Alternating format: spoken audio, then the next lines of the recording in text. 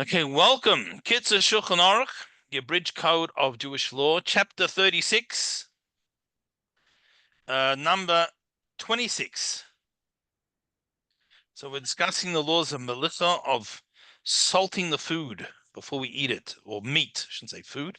Meat, so we're not consuming any blood. So number 26, beitzim, eggs. So it was found inside the bird. So they shechted the bird, and they cut the bird open, and there's eggs inside. So, I mean, all the eggs inside, it looks like a little, a mini, like a bunch of grapes almost, but the little tiny little things. But there will be some that are almost ready to lay, potentially. There could even be one that was going to be laid in, in 10 minutes. So it's fully formed. So any eggs that you find inside the bird, Bain Shem Katanos, whether the little tiny ones, the small ones, that haven't really developed, Katanos M'oid, very small. Bain Shenigmur Legamri Mekliposam, or the other extreme, even if they're totally formed and they have a shell, they're totally ready to be laid. Nevertheless, you have to salt them, and then rinse them, because they're considered part of the bird still. But they shouldn't be salted next to meat. But you have to salt them in a place where any blood that comes out of the meat cannot flow onto them. A totally separate place. Right? So they don't really have blood per se. And these eggs, even if they're fully developed, should not be eaten with milk. Right? Because they're considered part of the chicken. Now, the truth is, that's a matter of debate. In the full Shulchan Aruch, there's several views brought as to what level of development the egg needs to be considered a separate entity from the chicken. And, I don't think anyone here shechs their own chickens and is going to find the eggs in it.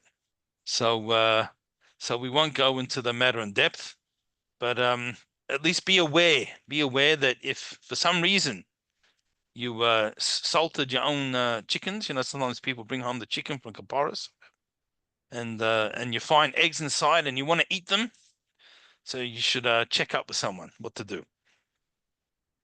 Okay, so for those just joined us, chapter 36 up to number 27. So we said that we have to, as we said, the 3 steps of removing blood from meat. The first one is after shechita, we have to let it drain. Then we cut out the major veins and arteries, and then we salt the meat to remove the blood that's in the capillaries and absorbed into the piece of meat itself. So number 27. If you had meat that it went 72 hours without being salted, asla bishul, now you can't cook it anymore, because we say that the blood is so absorbed, so stuck in there, salting will not bring it out. So since the salting won't bring it out, you can't cook it. Unless it was soaked in the interim. So you can possibly roast it on an open fire, because the fire can draw out blood, but we can't do regular salting unless it was soaked. So today, commercially, let's say there's certain places they shecht and maybe they don't salt it there, and they transport it by truck. The trucks, they hose it down. There's a question whether that's considered, maybe that's not considered soaking, but they stop at places and they hose it a few times. So, but usually, hopefully the meat gets to your place a bit quicker. If it doesn't even get 72 hours till it gets soaked and salted, and then till it gets to the store, until it gets to you, it's not the freshest. So hopefully it all happens quicker than that. Number 28. Chavches. Nahagim ba'oifish lachas sira noitzis. Now, there's a custom that after you remove the feathers from poultry, what they do is they singe the ends of the feathers, the large feathers, to get rid of them. Now, you have to be careful that when you singe it, you should only use a flame fueled by straw. Not to use a large or powerful flame, because if you do that, it's going to partly cook it before you've salted it, and that's mean the salting won't work anymore. And you should move the bird backwards and forwards so no part of it actually becomes heated, becomes warm from the fire, because again, it's going to create this problem. So, but again, today, the flicker machines, you don't really pluck them by hand.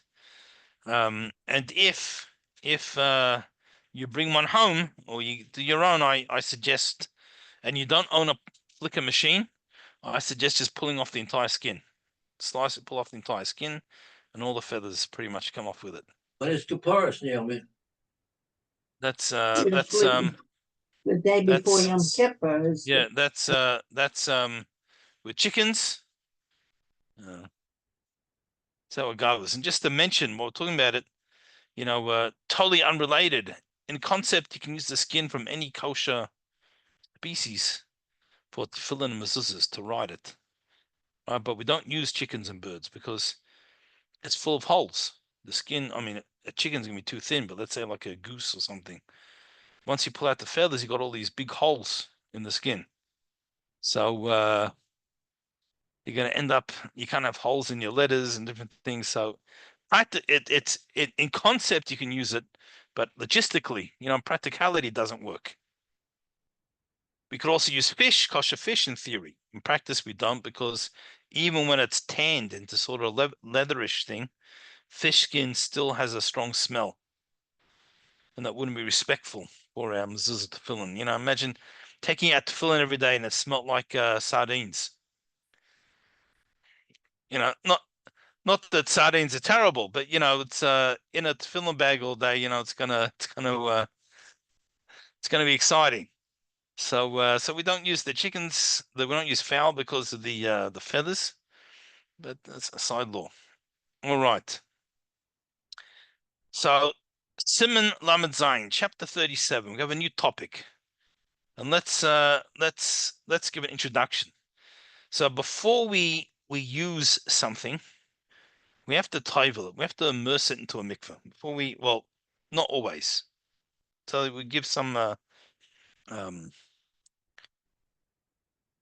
Let's keep it simple, and let's use the example of a metal utensil. Well, it's a metal bowl, any of the metals, a bowl, a fork, whatever happens to be. If it came from a non-Jew, then we need to toivel it in something that's kosher to be a mikveh, and this takes it out from the spiritual level of the non-Jew, which from our perspective is a tumah from the Jews' level, and it brings it into the holiness for a Jew to utilize. So that's the idea behind it. It's not a kashrus issue, meaning if someone used a non-immersed utensil with kosher food, it did not affect the kashrus at all. You just can't use a utensil that hasn't been toiveled, hasn't been immersed in the mikveh. So it's a separate issue. It does not affect the kashrus, and it also doesn't kasher. Right? Some people think they make a mistake and they go, "Oh, I toiveled it." They don't realize that also, if they got something that a non-Jew used, that has to actually be kashered, and how it's kashered depends on what materials it is and the way it was used. So it's two separate issues. The other thing to point out, there's a few important things to point out. there's a misconception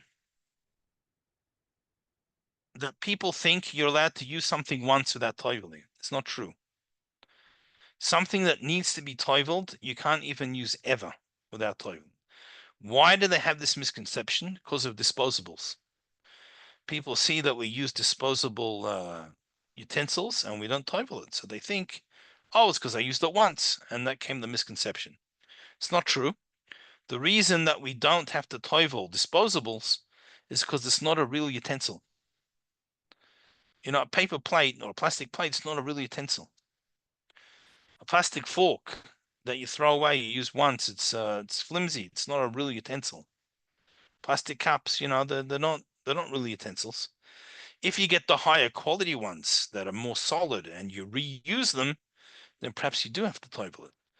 But it's because of disposable cutlery that people mistakenly think, right? So the reason we don't toivel those things is because they're not required to be immersed because they're not real utensils. And plastics is a whole story anyway. Technically you don't have to immerse plastic. Many people do customarily, but it's not such a issue. And we'll get to that when we discuss glass. We'll discuss plastic over there, but we don't immerse those things because they're not a proper utensil, so therefore we don't need to. The same thing with like the disposable baking dishes, the aluminium, or as they say, aluminum, as they say in America, right? Right, the 9x13 baking pans, so that it's not a real utensil. It's flimsy, it's not really solid, and you throw it away. David, yes. While you're discussing aluminum and aluminium, we say capillary. You said before capillary. Okay. Yeah, in the United States, we say capillary. Well, Mitzvah Shem, learning together, not only will learn I'm going to teach you English. Okay. Or vice versa. Okay. That's okay. I had a discussion with the Rabbi Marlowe. So a relative cooked bread in our house with new pans that he had bought. So he had a kneading pan for bread, and I think and a metal cooking pan for the bread, baking pan. So everything was kosher because it was cooked in my house with kosher ingredients and kosher oven. But he didn't want to toivel. He didn't toivel the pans, and he didn't want to. Mm-hmm. So I asked Rabbi Marlowe what to do. So he said, "B'diavad, it's okay, but but obviously the implication was the at the outset you should." But Right. So Kashas didn't affect it because right, there's no issue. The issue is he's not allowed to use those things. And look, sometimes the relatives it gets dicey. But right, sometimes in your house you can sort of make the ground rules. So you can say my house has to be toiveled. Sometimes you can't. Sometimes you have relatives. I had a relative that we were the unspoken agreement was that when they came to our house, when we were talking about growing up, came to our house, they never did anything that would be inappropriate in our house. But we were never allowed to tell them to do anything. Right? That was the unspoken arrangement. So, yeah, if that's sort of the I, same thing with this. yeah, It doesn't affect the kashrus, but it yeah, affects the use. So that's right. So they're not allowed to the use it. So mitzvah's if on you're him. having it It's not after on it's out of those utensils, it's not an issue. Maybe if they're making it for you, there might be an issue. They're doing it for you, but it didn't affect the kashrus. So this cousin, if God forbid, I would suggest maybe put on tefillin, would be whatever. But it was interesting, when my kids were little, the older kids were not little. If my kids would ask him to put on tefillin, talking about years later, he always said yes to the kids. So you know, that's how it worked. But back to so that's as we said, it doesn't affect the issue, it doesn't affect the kashrus, but a Jew can't use it. Now, just to address the issue of the tumah, right? And the taharos, as we explained, normally when we say tumah tahara, what we refer to is that when there was life or a potential for life, and that life or potential leaves, it leaves a spiritual void. So therefore, the most powerful form of tumah is, God forbid, a Jew who passed away. Person passed away. See, he not only had potential for life, he had actual life. And not only that, he had the highest form of life. And therefore, it leaves the largest void. And the spiritual entity or energy that fills that void is called tumah. And it's not something we can see with the eyes or measure under a microscope, but that's how it is. A far more minor, let's take another extreme. So to become tahor, again, from touching a corpse, person has to 7-day process. They have to be sprinkled with the ashes of the red heifer, which we don't have today, on the 3rd day and the 7th day, and they go to mikvah, and there's a whole process. Then let's say take another stream, a very light. Some example. People might not know what the words are, tuma and tahara. Yeah, I was trying to explain it. You know, I don't want to call it pure and impure because it's really a poor translation. It's a spiritual state. So tahara is a system of life. Tumah is the system of death. And normally when we speak about it, and when life or potential for life leaves, it leaves a void, and that becomes tumah. So we said the extreme on one end is a deceased person, deceased Jew, God forbid. A relatively minor, very minor level, we'll say when we cut our fingernails.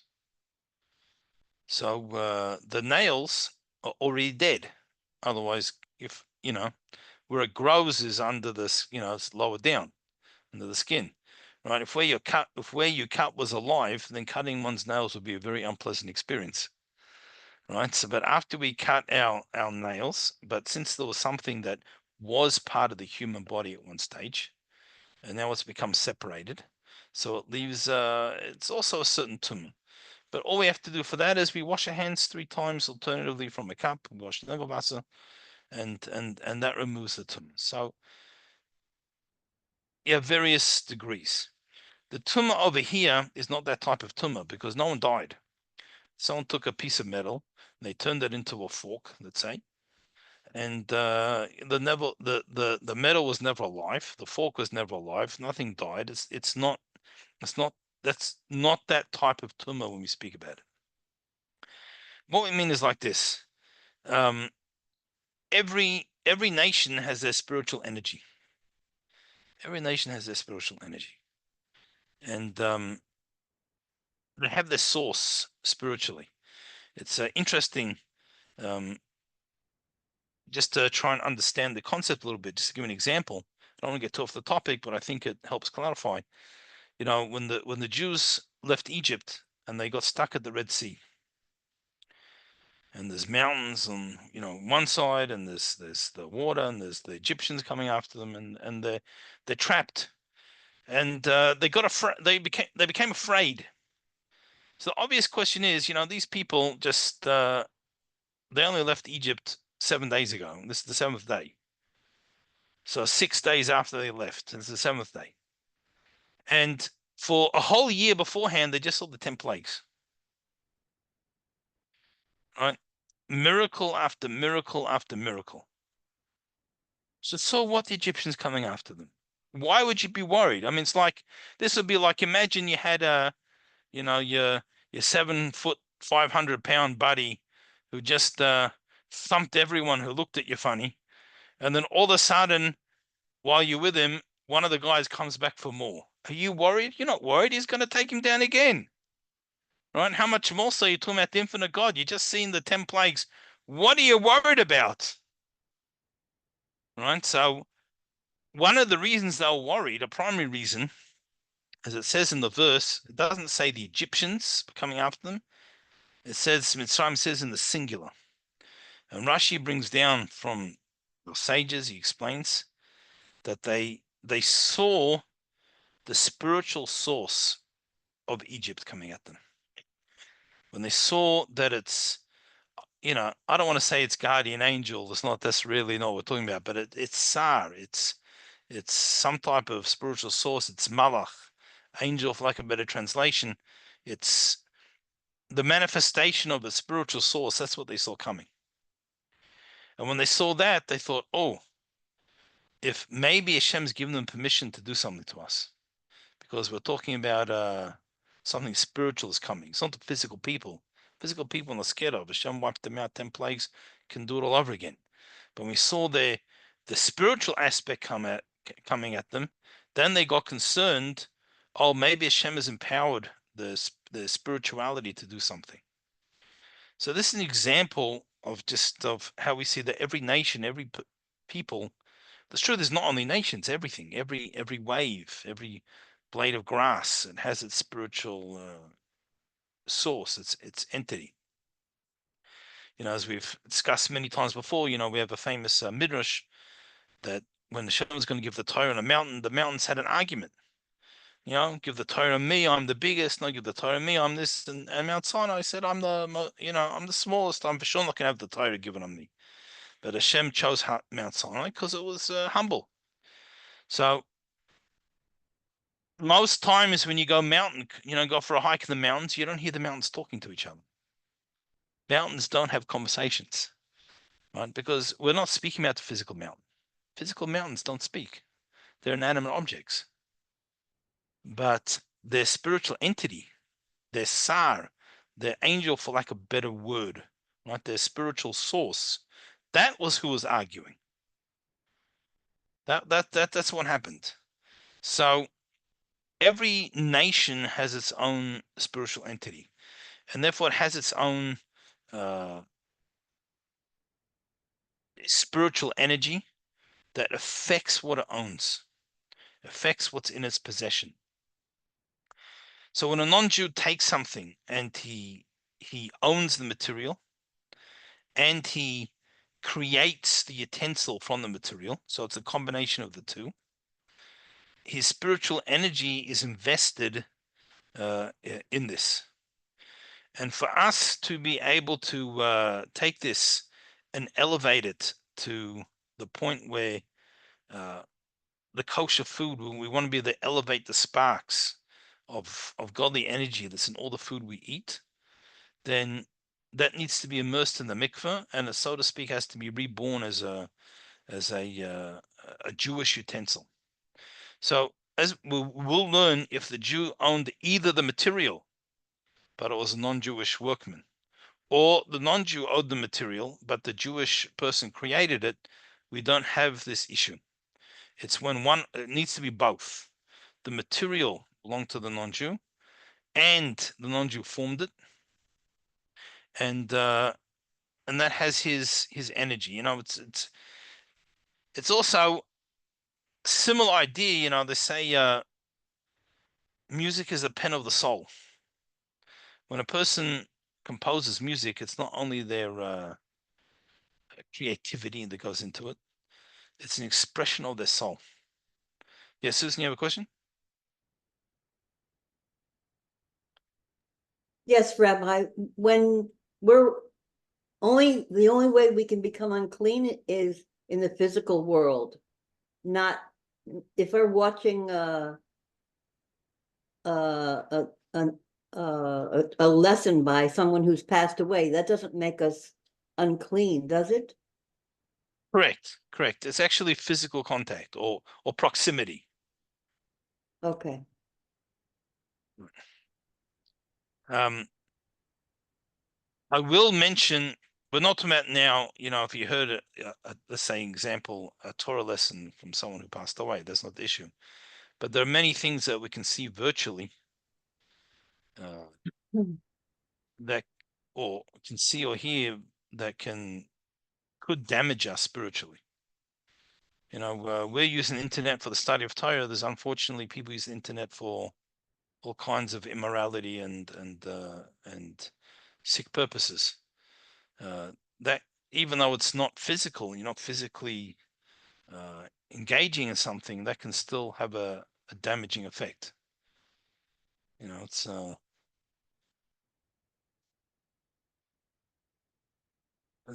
so we're saying that the music is the pen of the soul, so it's an expression, and this is why it has such has an emotional effect. People can listen to a piece of music and they can be transported to a different world. The whole emotions can change. It has a strong effect, and it's not only the quality of the music. Sometimes you can have complicated pieces that it doesn't do much. Sometimes you can have very simple folk songs. Some very, not that all folk songs are simple, but I'm saying you can have a very simple, and it can have a big effect, because the music is a pen of the soul. It's an expression of the soul.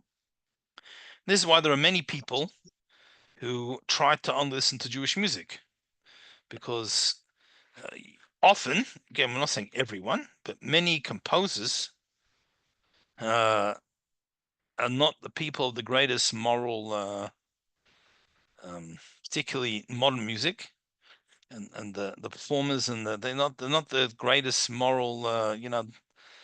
They're not who you're holding up to your children to be their role models. Put it lightly. So we don't want to be touched by their soul. People want to be touched by, and again, unfortunately, a lot of the modern so-called Jewish music is often just non-Jewish music that puts some words to it. So with 1 second, but the traditional Jewish music was usually composed by a tzaddik or someone great, and you want your soul to be affected by them. Yeah, sorry, you had a question. Yes, I have a question. Let's imagine that someone has a really, really vicious person and has a really bad influence on others. Is it possible for this particular soul, for this particular person, to kind of direct the harm or neutrality towards specific person, or it is just in general something bad, darkness or illness or something that cannot be avoided by anyone? It's a bit of both. I mean, we all know, for an example, just physically, when a negative person walks into a room, it changes the whole atmosphere. And so sometimes if someone's negative, because right now they had a bad day, and it doesn't mean they're spiritually corrupt. They just need to get over an experience. But when we have people who I'm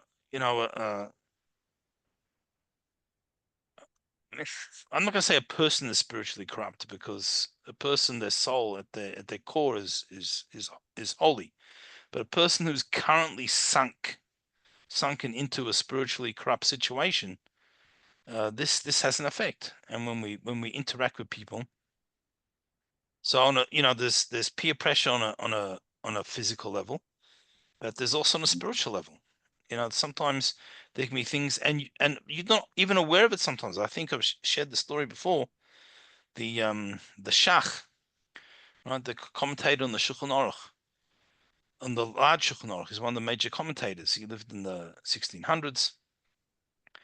He writes that one time his based in his court was involved in a very complicated matter, and they went for like 2 weeks just adjudicating. They'd heard all the evidence, all the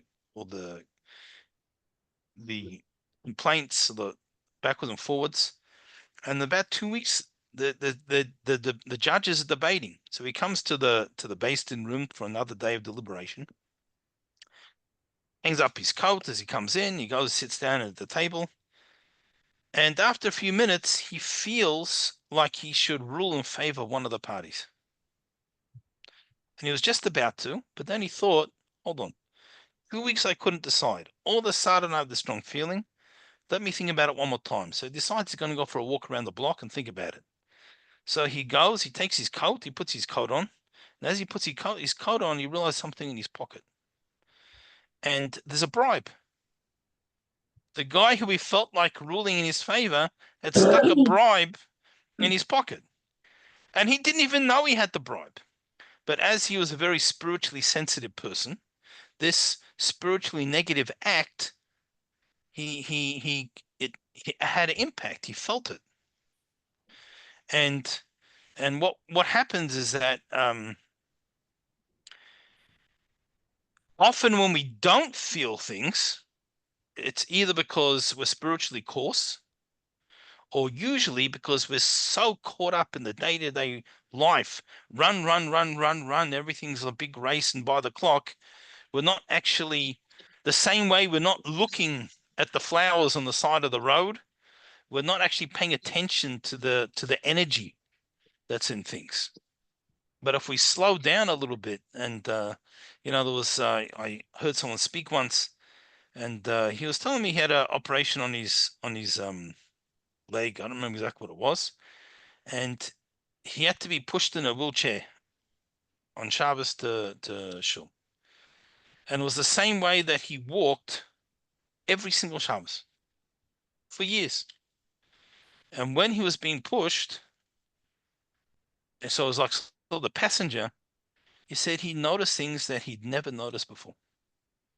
Even though he must have gone hundreds, if not, 1,000 times the same, but he noticed little things he'd never noticed before. Because he was traveling passively, and he was just able to sit back and look. So often, sometimes someone's more spiritually sensitive. They perceive things just because they're more spiritually sensitive. But sometimes there's things that we could perceive, but we're not looking. We're too busy. We're run, and we're not paying attention. But so it's this spiritual energy, or that's invested in something, that we want to put into the mikveh, and to be able to then elevate it to, it's going to come to something that we can use productively. Rabbi Warning, Yes. This I think exists in the Havdalah, in Havdalah, when we say Ha'esh, Hagefen, Yeah. and Bisamim, we are, we're using our senses, to these energies that you're talking about, and the regular reading of the Tefillah. I think Rabbi Joseph Cairo, was one of the Rebbeim who pointed this out, if I'm not mistaken. I forgot the sefer that it was that I read it, but he was at a very young age. He pointed out that this is why he was considered so popular from his own rabbis. For pointing this out. But I mean, it's the senses. From each point of this. The Hagefen taste, then the samim, the smell, and then the eyes with ha'esh. It's pointing out the energies that exist within our senses. Right. That we can actually notice a lot of spirituality without, or at least as an extension of our spiritual senses, if not with the actual spiritual physical senses, just by being aware. Right. So now that we had the introduction, let's get into chapter 37. Number 1,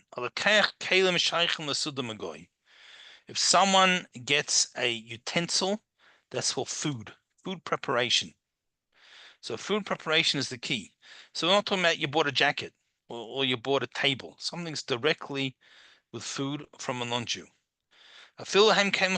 Even though they're brand new, so there's no kashrus issue. They're totally brand new.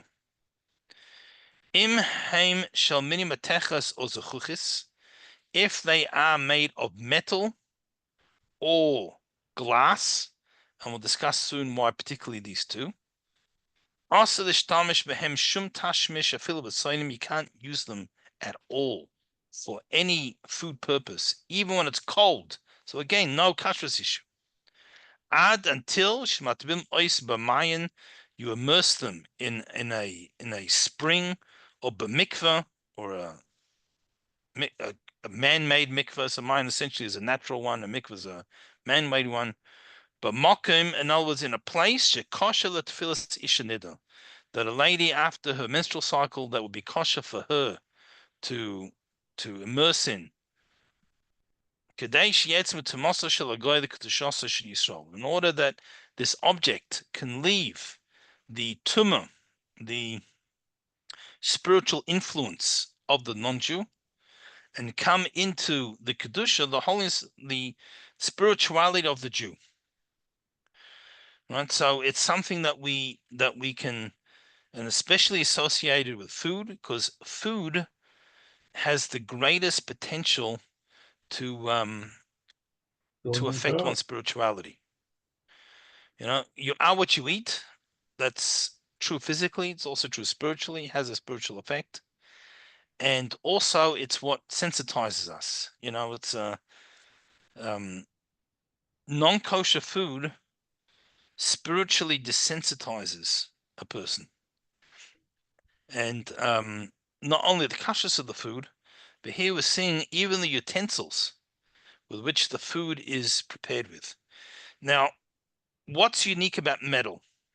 The unique thing about metal is that when it's broken, you can melt it and you can reform it. Right? It's unlike a wooden utensil. A wooden utensil, I guess you could glue it, but it doesn't become one piece anymore. It's two pieces that are stuck together. The uniqueness of metal is it's something that can be reformed back to what it was. And this physical ability, right? Everything in the physical world is a reflection of the spiritual worlds. And somehow this absorbs a greater degree of spiritual energy from who makes it. Right? I guess a wooden utensil isn't really made, isn't really formed. You're just carving. You're changing the shape. Right? The metal you've taken, you've into a liquid, or you actually invest in it and change it. So that's how it absorbs. So from a Torah perspective, this applies to metal. The sages, pre-Talmudic sages, we're talking about in the end of biblical times, apply this to glass as well.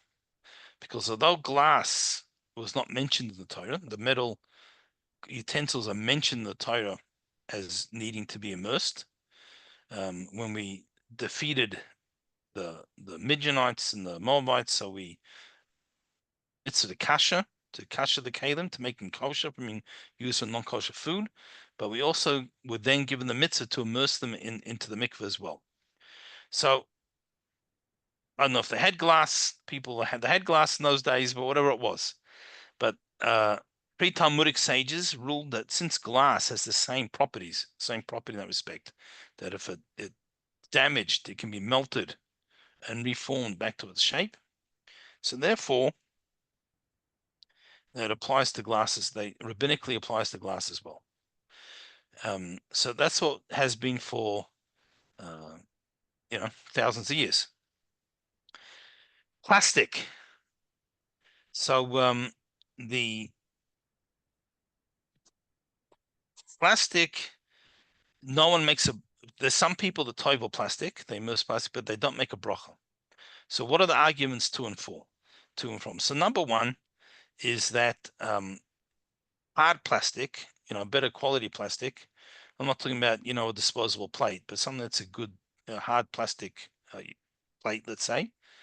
You could also melt it and fix it. Like, it might cost more than the plastic does to make, but it could be done. So therefore, there are some people who as a stringency, immerse the plastic as well. Most authorities really don't need to, because plastic is a totally it's an unnatural fiber, and only natural fibers, only natural things absorb tumas. Let's say for example, clothing. So wool, cotton, these things can become tame If something is polyester, it's totally a man-made fiber. It doesn't. It's not actually the kabel tumah. It doesn't actually take on tumah. So plastic. Many authorities view plastic the same, and so even though in theory it has this property, it can be melted and reformed, but they don't do that. So personally, I don't immerse plastic utensils. When we buy them, we don't immerse plastic. There are people that do. It's always without a bracha, or when they immerse metal and make the bracha on the metal, then they do the plastics as well. But you know, it's up to you. So v'kaidem atfila, before we immerse this utensil into the mikveh, mavarchim al kli echad, if we're doing one utensil, so we make the following bracha. So of course he doesn't mention it here, but we say start off the way every bracha starts: Baruch atah Hashem Elokeinu melech haolam. Blessed are you, Shem our God, the King of the universe. Then we say Asher kedushanim mitzvosov, who makes us holy and connected to Hashem with his mitzvahs. V'tzivano, and he commanded us al tevilas keli, to immerse the utensil. So we say keli in singular. Val shnayim yoisa. Well, if we have two or more utensils, mavarchim, then the bracha changes slightly. We say Asher kedushanim mitzvosov v'tzivano al tevilas kelim, that he commanded us to immerse vessels. So we just change from vessel to vessels. We add the plural, which is keli, to kalim. Okay, so that's the blessing. And even if it's glass, even though that's rabbinic, we still make the blessing, but only on those things. Now, if some things are mixed materials, you know, you might have a metal knife with a plastic handle or a wooden handle. Let's say no one tovels wood, so the wood is exempt. So a metal blade with a wooden handle. So we still immerse it because of the metal part, if the metal part is what's being used. So metal, but again, something that's used directly with food. You know, let's say a shelf in a fridge, even though you store food in it, but you don't normally put food onto the shelf in the fridge. It's on a plate, or it's in a bag or a container. Even like a baking dish, sorry, not baking dish, the shelf in an oven. Right. There are sometimes the ovens you grill on it. You grill on the thing, but generally you put something in a baking dish on the oven, on the shelf. Food doesn't go directly on the shelf. So if you don't put the food directly on the shelf of the oven, you don't need to tovel it. You don't need to tovel it. Now, one of the things we're going to learn is that if something is connected to the ground, so traditionally, that might be like a type of millstone, let's say in the past. Something's connected to the ground, so it doesn't require towing. Something that's connected to the ground does not take on tumah, because it's the earth can't take on the physical ground can't take on tumah. So something that's connected, either because it's so large, so you can't move it. So like, for example, these giant vats they use for commercial wine today, right? Not that you could find the mikveh large enough, although I guess you could immerse it in the ocean, but you don't need to take a crane and immerse in the ocean, because since it's so heavy, it's in place like connected to the ground. So anything that's connected to the ground does not need to be toveled, does not need to be immersed. So, Rabbi, yes. I'm sorry to interrupt. Do restaurants need to tovel their keli? So if they're Jewish, so a Jew needs to tovel his kalim. So if he is a Jewish person, whether it's a restaurant or it's his house, he's making food, he has to, and he eats the food, he has to tovel it. If it's a non-Jew, sometimes you have a restaurant's a non-Jew, and you have a mashgiach, and he turns on the fire, and there's different things. The non-Jew does not need to tovel his kalim. Now, in terms of the riparian and littoral area, it doesn't have to necessarily be done in a mikveh. It can be done in a stream, can it?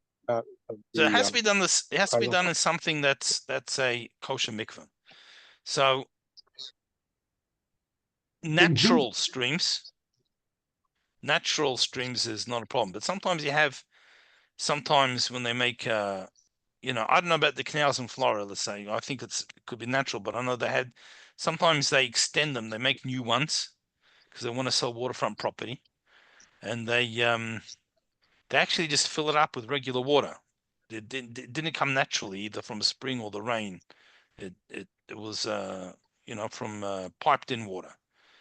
Even if they join it up later, so that could potentially be an issue, like swimming pools, and like the same type of issue. And sometimes it's even man-made lakes. But if you have a natural lake, it's from rainwater, it's from fed by springs. So then any of those bodies of water, that's ocean. Yeah, be careful of the ocean, right? Because sometimes you lose things as the waves drag it out. You have to. If you go to a natural body of water, I suggest use a fishing net. Put it in a fishing net and lower the fishing net. It's a lot easier. A lot easier. Okay. So we're just saying when it's connected to the ground doesn't be toivled. So this is something we can use today. Let's say, for example, a toaster. So most toasters, if you immerse it in the mikveh and then you plug it in, it's going to be exciting. You're not going to have a toaster for much, it's gonna short and blow, and it's okay. You can leave it for a few days and hope it dries out all the way. But Rav Moshe Feinstein rules that since a toaster, or not only toaster, these electrical appliances, they can only work when they're plugged in. So since they're plugged in, we consider them connected to the ground. And therefore they don't have to be immersed. So toasters, kettles, electric kettles, these types of things. So you don't need to immerse it because it's considered connected to the ground. So that's what we have. Base number 2.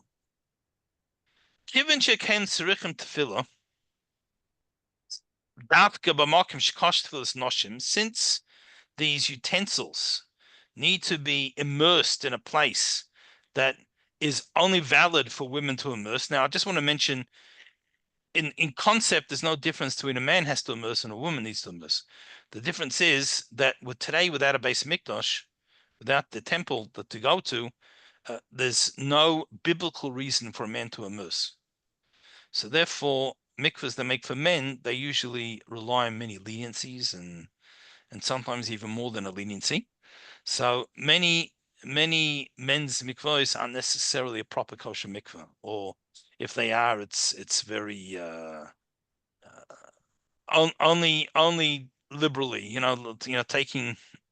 relying on leniencies. The women's mikvah, so because today most tumah we don't care about. Well, not say we don't care about. It's just not relevant because it only affects us if we're going to go to the base of mikdash, or we're going to eat one of the offerings, or etc.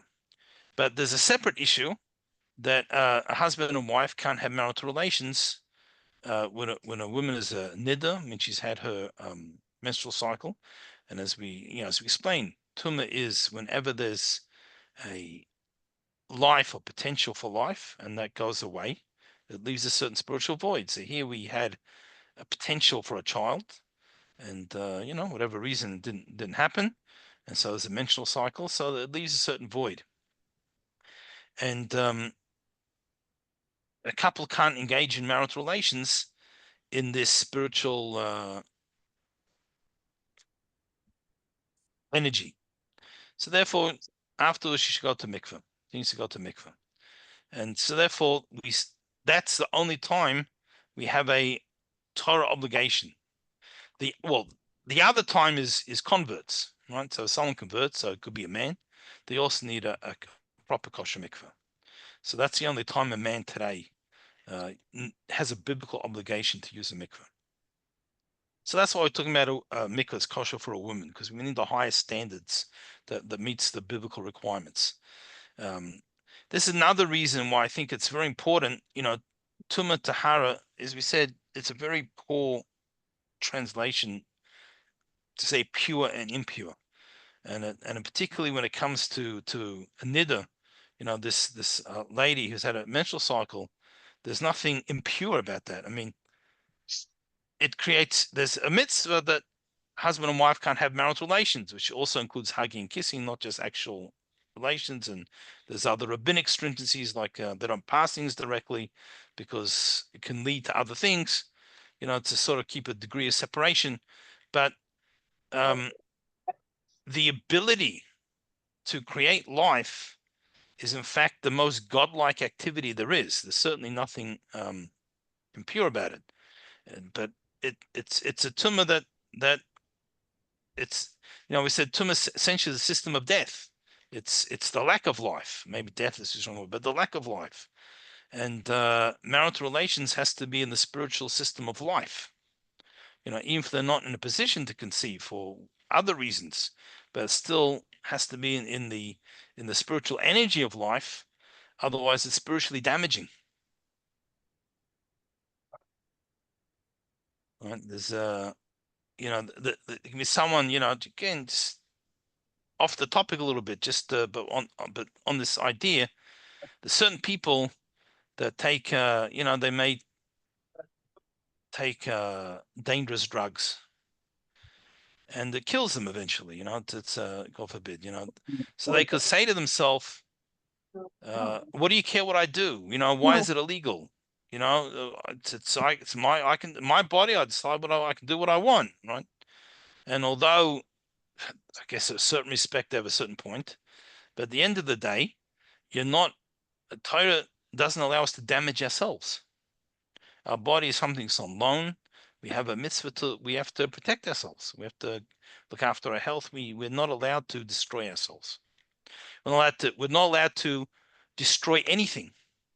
We're allowed to utilize resources in the world, and that might mean that resource gets used up. But we used it productively. But just wanton destruction and wasting and vandalism, that's baltashkas. It's a prohibition. You're not allowed to just destroy, and that includes oneself. Can't destroy oneself either. So this is why when the Torah says there's some people we can marry, we can't marry. It's between men and women, and not various things, marital relations. Some people say it's two consenting adults that people do whatever they want, but it causes spiritual damage. The person, when it's someone who they're not meant to have a relation, or even in the case here where it's they're married, but the wife hasn't got to mikveh yet, so it's the right person but in the wrong time. Never mind the wrong person. Then all we do is damage ourselves. It's like a spiritual equivalent of taking illicit drugs. Essentially, it's damaging themselves. It's not God saying who you can marry and can't marry. It's God saying, if you want to be a spiritual person, you want to be grow spiritually and not suicide spiritually, then these are the actions that's going to work for you, and these are the actions going to damage you. It's in our own interests. But anyway, since we have to particularly we have to immerse these utensils in a mikveh that's kosher for women, we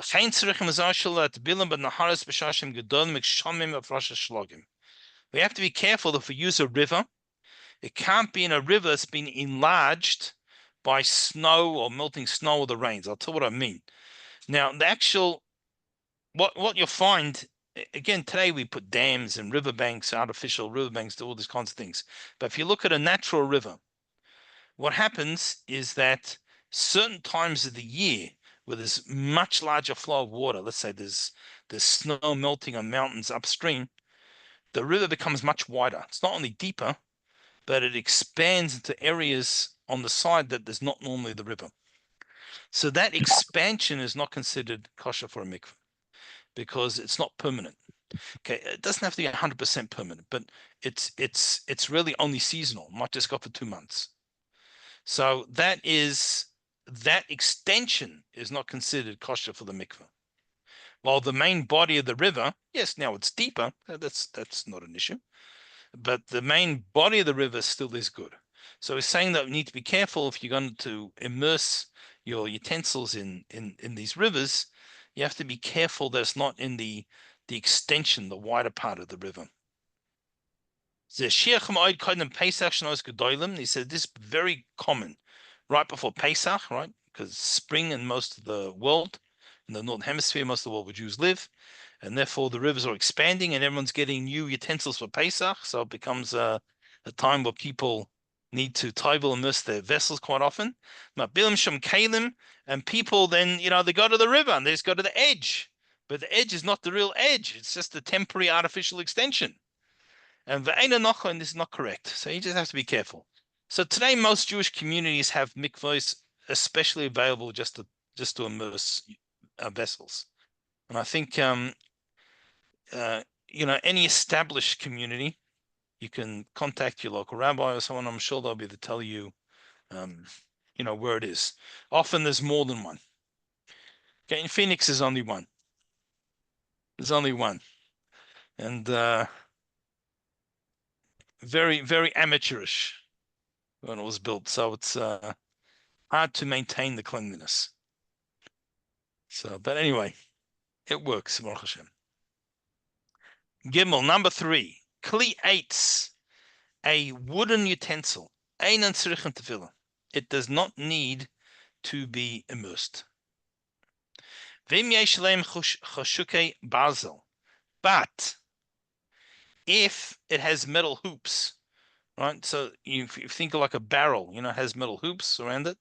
So they used to use that with bowls. Today, things we use plastic bowls, but sometimes they would a piece of wood and they put like these metal hoops around to hold it together like a barrel. Then now you need to immerse it without a blessing, because it has the metal, but the metal's not the main part of it. Kli cheres, earthenware. Gam came ein tzrichen tefillah. They also don't need to be immersed. Earthenware.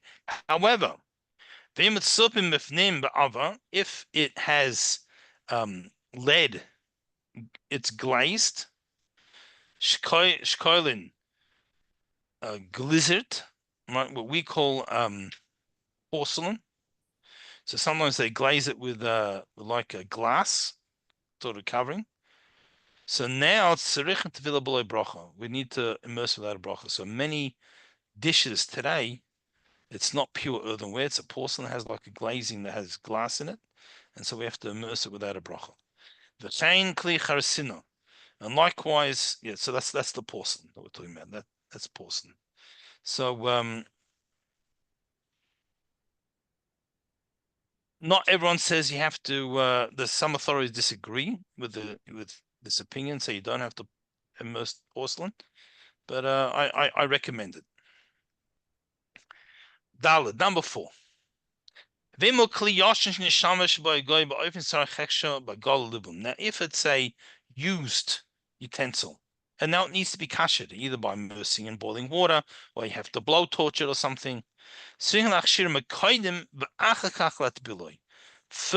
you kasher it, you take out the non-kosher flavors that are absorbed in it, and then you immerse it in the mikveh. Right. So what happens? The reason we need to kasher utensils, it's every object has pores.